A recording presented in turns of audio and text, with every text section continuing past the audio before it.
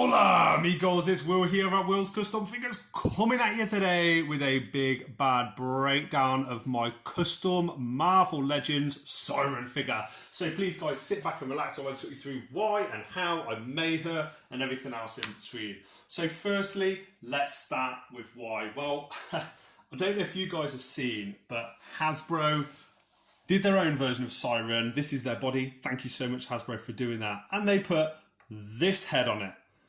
Only joking. They didn't really, but it's very similar. They put this head on.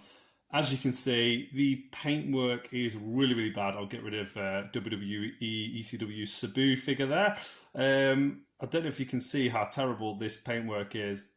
I'm just trying to zoom in a little bit. There we go. So the eyes are completely off. They're off center. The lips are off center. Guys, this face is horrifying.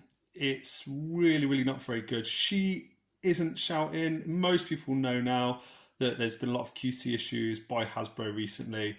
But this face, even if the paint job was on point, then the actual figure itself, the character of Siryn, does not need a stoic and sort of fart-smelling looking face like they produced to us. Instead, they need an aggressive, shouting looking face, someone that looks like they're here to handle business. And this is what I feel this Siryn figure does. I'm going to bring on a few figure comparisons just so you guys can see her in front of a few of the recent Marvel Legends figures that have been put out. So here she is against Mystique, and here she is against the one and only fantastic Wolverine. So yeah, why did I decide to work on this custom? Well, for me, guys, Siryn is such a cool character with her dad Banshee coming out very soon. Obviously, really, really excited to get her in my collection. But I couldn't have her in my collection with that boring looking face, man. Like, her whole power is to scream, and she uses that. I think she's in Xmen 2, the movie, using that power. She's got how many comic books and teams over the years, and she's been featured in so many different ways throughout the Xmen universe. I believe she's part of X Factor, Xforce, loads of different kinds of teams. Why did they give us such a boring face? So, just want to give you guys a few more comparisons. I'm going to bring in Juggernaut as well, because I know that she has an affiliation with old Juggernaut. So there's the Marvel Select Juggernaut. I'll zoom out a little bit so you can see that, yeah, these guys look pretty goddamn cool together. But now I'm going to get into how I did it, and in case anyone else wants to make their own one, or if you guys want to reach out, I can make one for you. So move all them extras out of the way.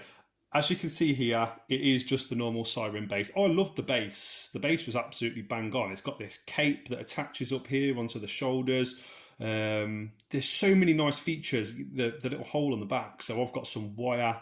Good friend of mine, Stuart, taught me about the thick aluminium wire that you can get, and you can use that as like a flight stand feature. And I love the hair, man. The hair is so cool. And when you've got a flight stand and you've got it all posed up, especially with these fists, she looks like she's about to go to war. Absolutely, the Siryn I want in my collection. And with that horrific head, as you can see, there just really isn't any kind of go with the character. She looks quite bored, and maybe like she's reading a book or something. So I'll zoom this out and I'll show you how I made the head.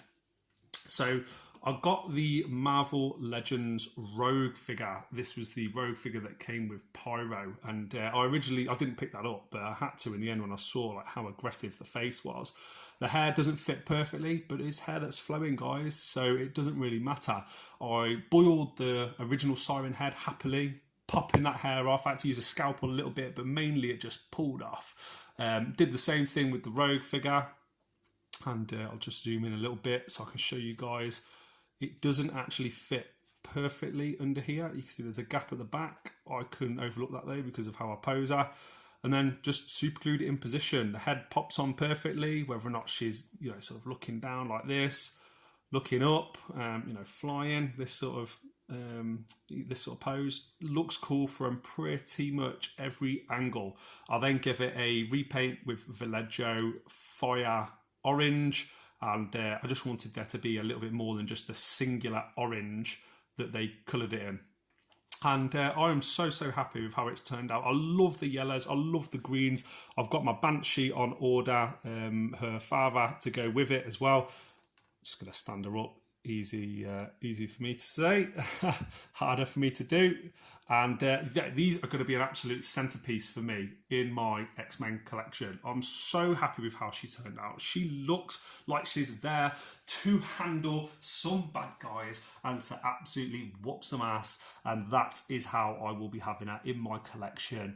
So guys, please let me know in the comment section below if you found this video helpful. I'm really happy with how she's turned out. I think the hair and everything, you know, all the positions that I've managed to get, I'm really pleased with. And yeah, for me, there will be no further Sirens in my collection. This is the one. Would I have liked an absolute screaming head? Yes, I would. And why did I go with the black lipstick? Because there's many different versions of Siryn, and that is the version that stood out to me when I was doing my research into her. So please let me know in the comment section below if you need any help doing this yourself. If you like this video, please like, comment, subscribe, follow me on Instagram, Facebook, and from myself and from the one and only Siryn. I'll see you guys in the next one. Bye.